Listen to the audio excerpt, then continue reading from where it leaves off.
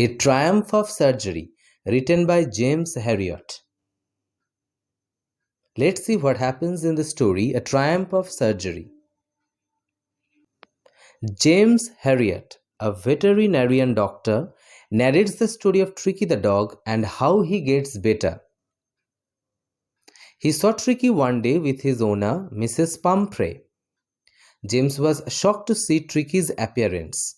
He was seriously overweight and had bloodshot eyes. Mrs. Pumphrey quickly explained that she thought Tricky was suffering from malnutrition, so she fed him some malt, cod liver oil, and a bowl of Horlicks. She also confessed that she fed him some cream cakes and chocolate. James realized the situation was bad. He knew Tricky could never say no to food. So he gave the lady some stern advice.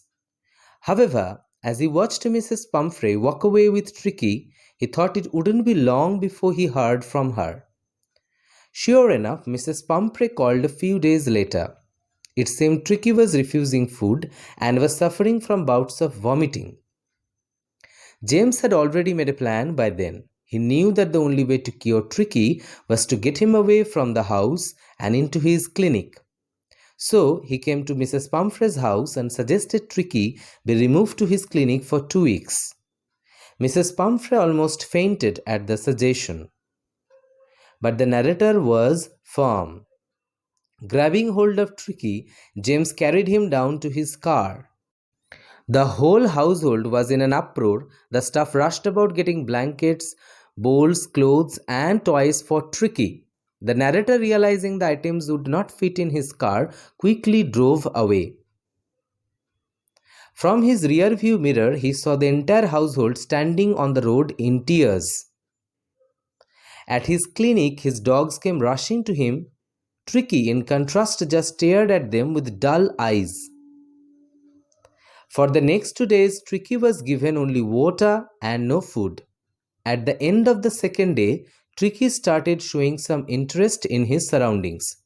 On the third day, the narrator led Tricky to the dogs playing in the yard. Tricky slowly followed the dogs around as they played.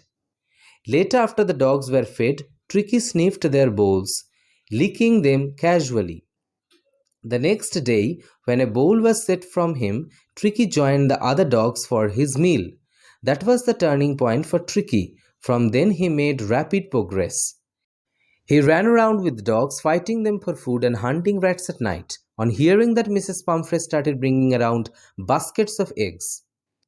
Then she started sending wine. Lunch became a fun affair with glasses of wine before and during the meal.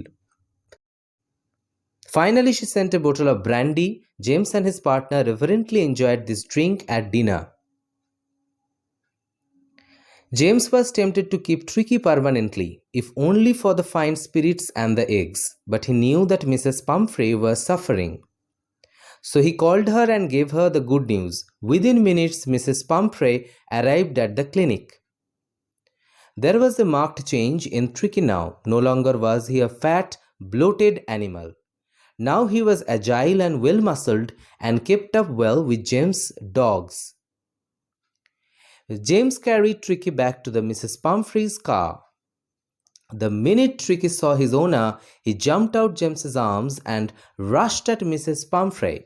She tried to defend herself as Tricky barked and licked her face. Mrs. Pumphrey, with tearful eyes, thanked James. She believed it was triumph of surgery.